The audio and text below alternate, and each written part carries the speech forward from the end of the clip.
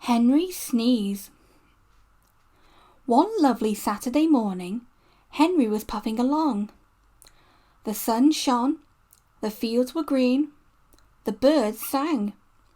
Henry had plenty of steam in his boiler, and he was feeling happy. I feel so well, he sang. Chickety-trock, hummed his coaches. Henry saw some boys on a bridge. Peep, peep, hello, he whistled cheerfully. Peep, peep, peep, he called the next moment. Oh! For the boys didn't wave and take his number. They dropped stones on him instead. They were silly, stupid boys who thought it'd be fun to drop stones down his funnel.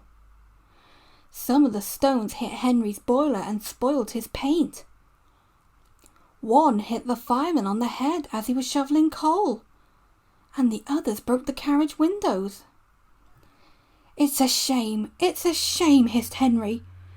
They've broken our glass, sobbed the coaches. The driver opened the first aid box, bandaged the fireman's head, and planned what he was going to do. They stopped the train, and the guard asked if any passengers were hurt. No one was hurt, but everyone was cross. They saw the fireman's bumped head and told him what to do for it, and they looked at Henry's paint. Call the police, they shouted angrily. No, said the driver, leave it to Henry and me. We'll teach those lads a lesson. What will you do, they asked. Can you keep a secret? Yes, they all said. Well then, said the driver, Henry is going to sneeze at them.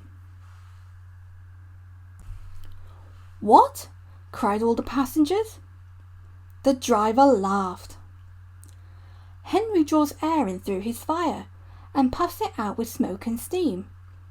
When he puffs hard, the air blows ashes from his fire into his smoke box, and these ashes sometimes prevent him puffing properly.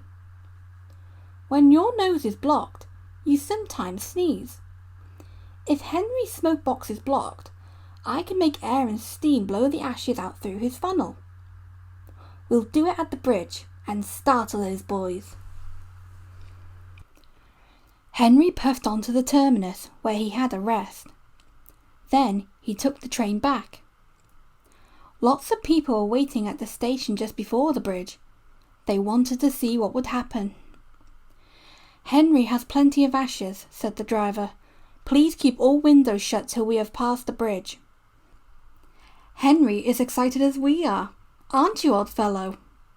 And he patted Henry's boiler. Henry didn't answer. He was feeling stuffed up. But he winked at his driver like this.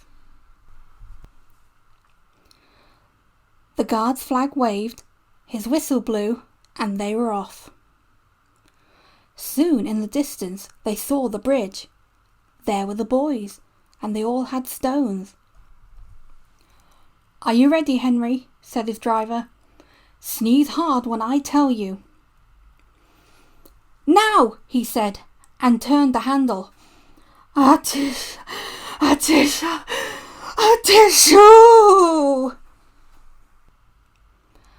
Smoke and steam and ashes spouted from his funnel. They went all over the bridge and all over the boys, who ran away as black as soot. Well done, Henry, laughed his driver. They won't drop stones on engines again.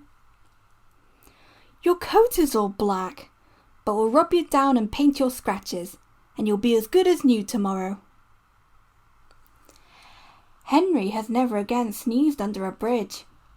The Fat Controller doesn't like it. His smoke box is always cleaned in the yard while he is resting. He has now gone under more bridges than he can count, but from that day to this, there have been no more boys with stones.